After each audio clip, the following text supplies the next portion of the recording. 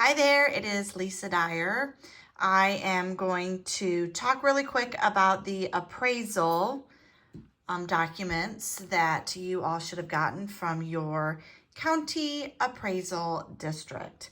So for the sake of privacy, I did black out our information, but I wanted to let you know that when you are looking, and this does come from Denton County, so if you live in a different county, you're going to want to just kind of pay a little bit more attention because our documents will be similar, but there will be some differences in how your appraisal district relays the information. But what you are looking for is your appraisal information. They should have what they assessed you at last year and what they are assessing you at this year. Here they have your market value of your improvements. This is improvements of the land, not just the dirt. So any structures or buildings, fences, pools, sheds, any of those things that have added value to the dirt, those are going to be here on this first land. And then they also have assessed the land itself. And if you have any ag or timber land, you will see that as well. And so they've got here the total market value. That's really what you are assessing. You are assessing the total market value.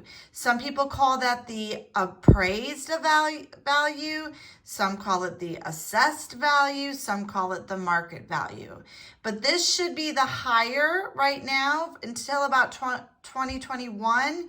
Your market value and your taxed value were both the same, but then starting in 2022, this is when these went crazy high.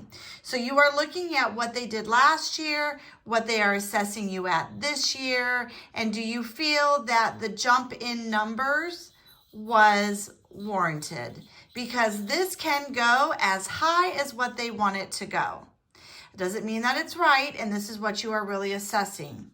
Then you're going to see here, this is the appraised value. That's what Denton County has. This is really your taxed amount.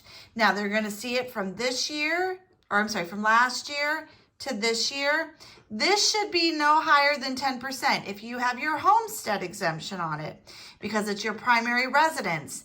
Now, if this is any sort of investment property, a second home, you don't get the luxury of having that homestead value attached to this. So this is probably going up just as high as that market value is up here.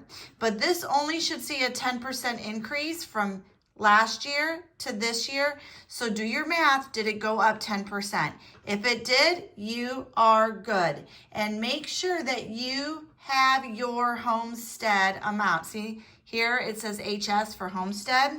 But if you are a disabled vet, if you are a disabled person, if you are over 65, those are other exemptions that you have in addition to getting the homestead exemption, which can save you more money and also cap out how much it can increase year after year.